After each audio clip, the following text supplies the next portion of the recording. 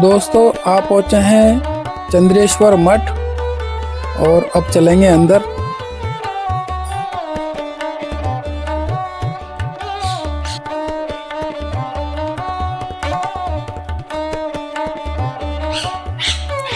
शिवलिंग और नंदी दोनों विराजमान है। दोस्तों देखिए 10वीं शताब्दी का नंदी, ये देखिए काफी प्राचीन कलाकृति है जो पत्थर को उकेरी गई है। यहाँ गणपति विराजमान है। देखिए यहाँ पे 10वीं शताब्दी की ये कलाकृति जो पत्थर पे उकेरी गई है। तो वनों का मठ है ये, वन महात्माओं का, वन सन्यासियों का मठ है। तो इस मठ की स्थापना 10वीं सदी में हुई थी। जी दुर्गवन जी महाराज, दुर्गवन जी महाराज भ्रमण करते हुए, तपस्या करते करते, भजन करते हुए यहाँ पर आए। तो ये पहले नदी थी, बिल्कुल साफ। तो उसमें बताए जाते हैं काफी मगरमच्छ है, तो चल के देखते हैं, आपको भी दिखाते हैं। नमस्कार दोस्तों, मैं राधे गुजर स्वागत करता हूं आपका अपने ट्रैवलर ब्लॉग में। तो मैं आज निकल रहा था चंद्रेश्वर मठ, कोटा से 16 किलोमीटर दूर चंद्रेश्वर में स्थित है, जहां 10वीं शताब्दी का एक प्राचीन मठ है और प्राचीन मंदिर है, जहाँ ऐसा वातावरण है, शांति, सुकून, प्रकृति और आध्यात्मिकता से भरपूर। तो चलिए दोस्तों चलते हैं, बाकी बातें सब रास्ते में। चलिए, जय श्री राम।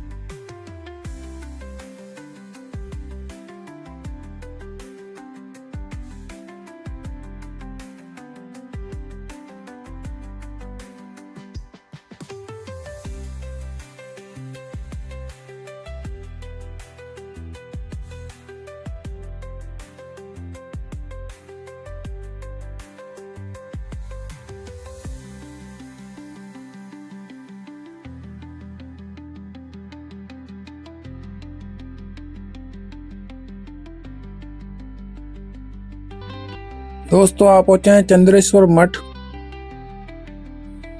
तो दोस्तों ये है वो खूबसूरत जगह जहां हम आ जाएं और अंदर चलेंगे, इस मठ को एक्सप्लोर करेंगे। काफ़ी प्राचीन चीज़ें मिलेंगी यहाँ पे, तो उनको देखेंगे, आपको बताएंगे। तो चलिए अंदर चलते हैं और चलिए। तो दोस्तों यहाँ कहा जाता है कि यहाँ पुराने जो महात्मा थे जो तप करते थे, उनकी समाधियां भी है, तो देखेंगे अंदर चल के। देखिए अंदर से मठ कितना सुंदर है और कब से ये चला आ रहा है इसी तरह। करीबन 1100 साल पुराना ये मठ है और देखिए अभी तक दरो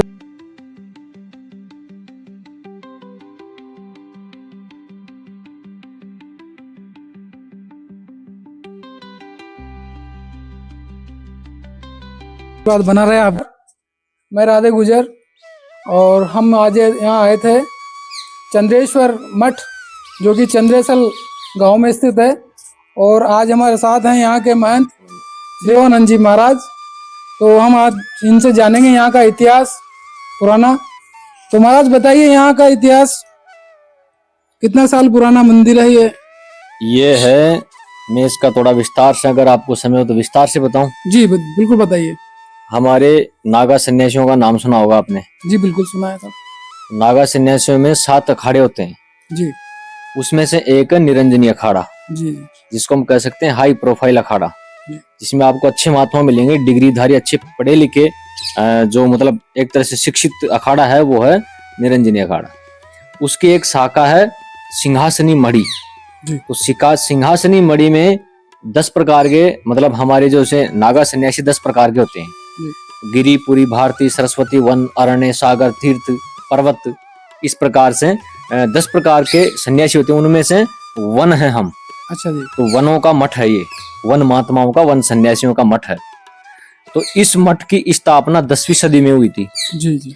तो जब निरंजनी अखाड़े की स्थापना हुई थी 10वीं सदी में, तो उसके 30-35 साल बाद में, यानी कि 1035 या 30 के आसपास इसकी स्थापना हुई थी। जी।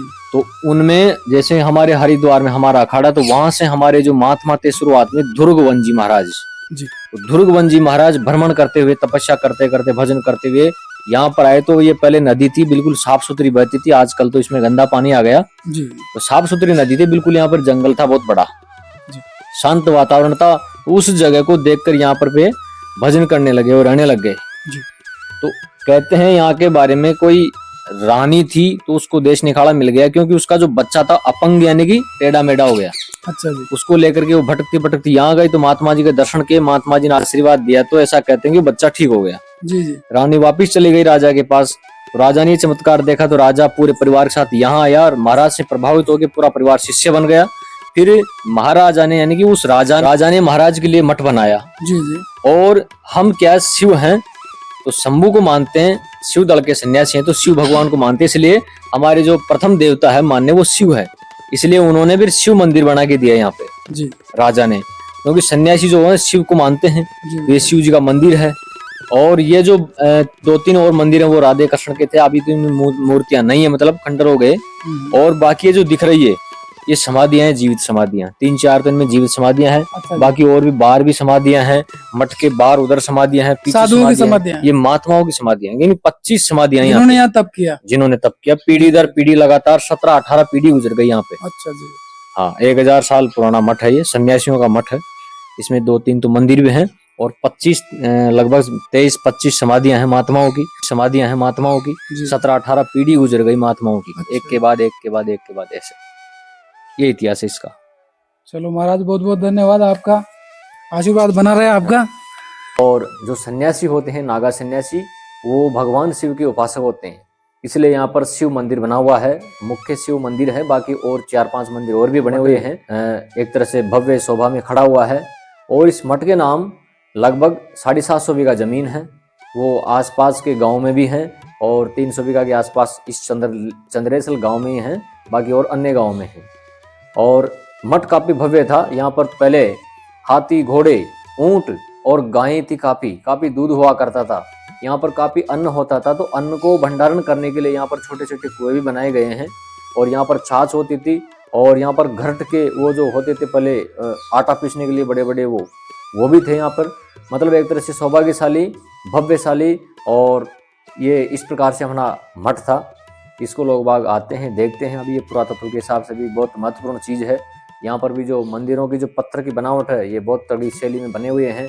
कुछ नागर शैली में है, कुछ द्रविड़ शैली में है। इस प्रकार से अलग अलग। तो चलिए दोस्तों, अब मंदिर दर्शन करते हैं। महंत जी से काफी जानकारी प्राप्त हुई। आइए दर्शन करते हैं शिवलिंग के। जय महाकाल।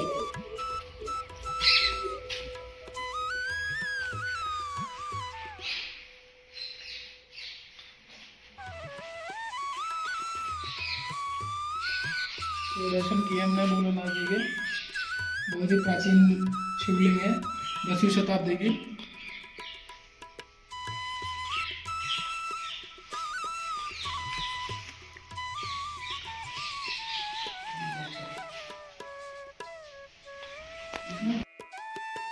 देखिए नंदी महाराज कितने सालों से ऐसे ही विराज रहे हैं। जय नंदी महाराज। काफी सुकून भरी जगह है ये और काफी प्राचीन है।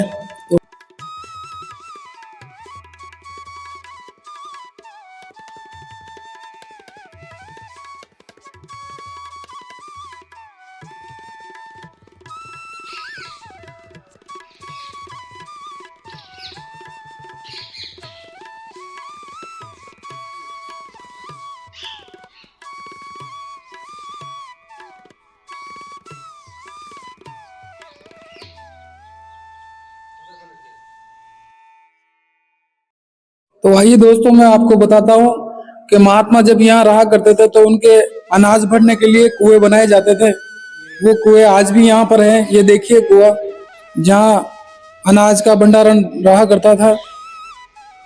काफी प्राचीन ये कुआं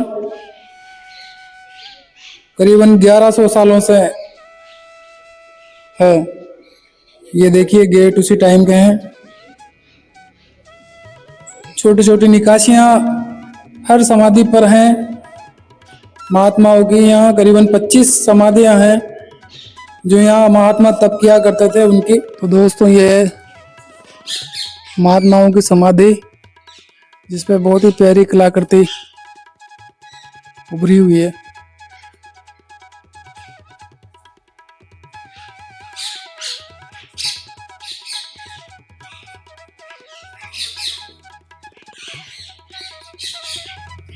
ये देखिए मंदिर 10वीं शताब्दी का।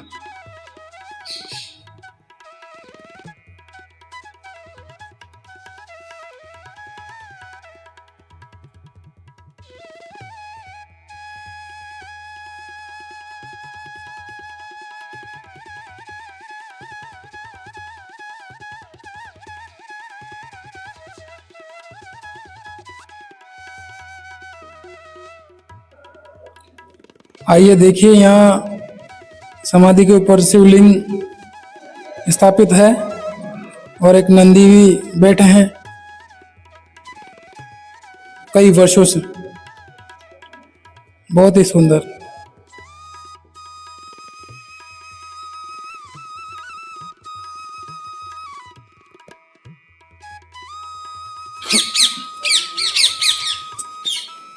दोस्तों, बहुत ही प्राचीन है और बहुत ही कम लोगों ने इस जगह को देखा है। तो मेरा मानना है कि आप अगर कोटा के आसपास रहते हैं तो यहाँ ज़रूर आएँ, एक बार दर्शन कीजिए।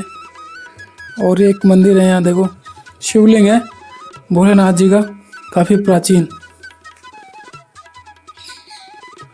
जय भोलेनाथ। काफ़ी जर्जर अवस्था में है ये चीज़। ये देखिए कलाकृति।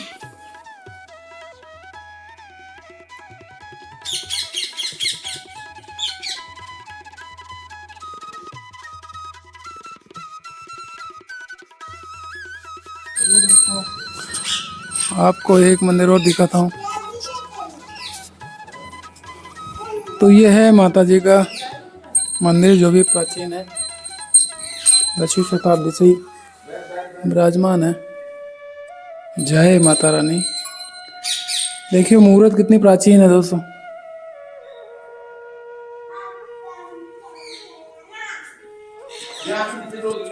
दोस्तों, मेरा मानना है कि लोगों को ऐसी जगह देखनी चाहिए, क्योंकि ये कि अपने भारत की धरोहर है, प्राचीन है, तो इनको बढ़ावा देना चाहिए। देखिए कितनी जर्जर अवस्था में है।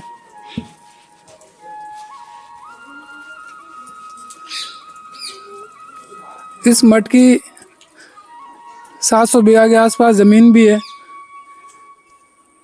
जो कि यहीं से लगती है। देखिए कितना सुंदर नज़ारा है, कोटा के पास ही, जो शायद बहुत कम लोगों ने देखा है। और पास में ही नदी भी बहती है इधर, जहाँ काफ़ी मगरमच्छ है। मैं दिखाऊंगा आपको।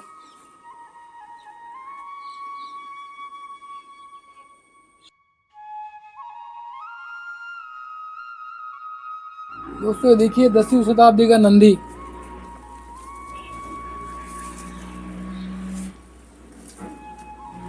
अब इसकी स्थिति काफ़ी जर्जर है।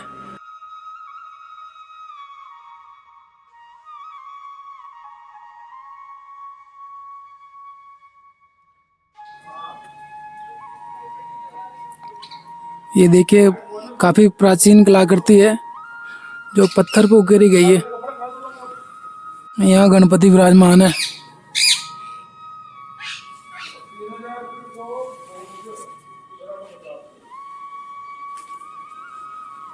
मंदिर के दर्शन कर लिए हैं और महाराज से काफ़ी जानकारी भी मिली है। मठ पूरा एक्सप्लोर कर लिया है।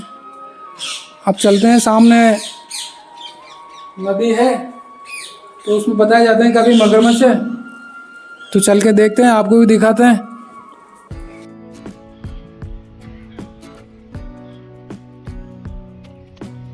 तो दोस्तों यहाँ पर शिलापट्ट भी लगा हुआ है जिस पर काफ़ी जानकारी है मंदिर के बारे में।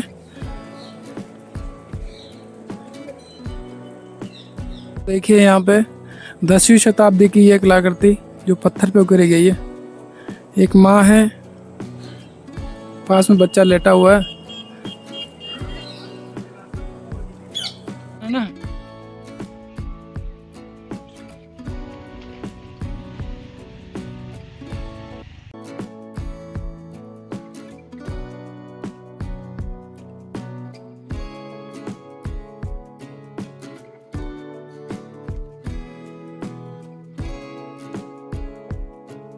तो दोस्तों देखिए वो बैठे हैं मगरमच्छ उस कोने पर।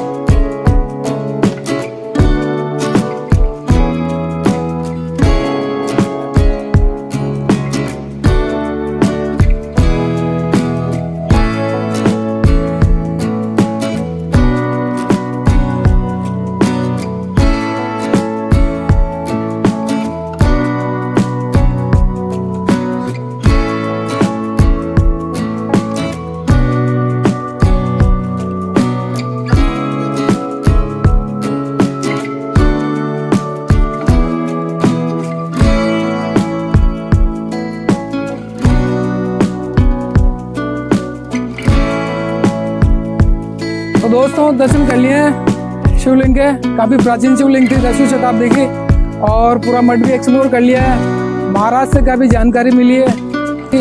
ब्लॉग कैसा लगा कृपया कमेंट करके बताइए, लाइक करना अच्छा लगे, और नए हों तो चैनल को सब्सक्राइब कर लेना। और मैं आगे ऐसी वीडियो बनाता रहूँगा। जुड़े रहने के लिए हमारे चैनल को सब्सक्राइब करें। तो चलते हैं कोटा की ओर वापस। हरिओम, जय श्री राम, नमस्कार।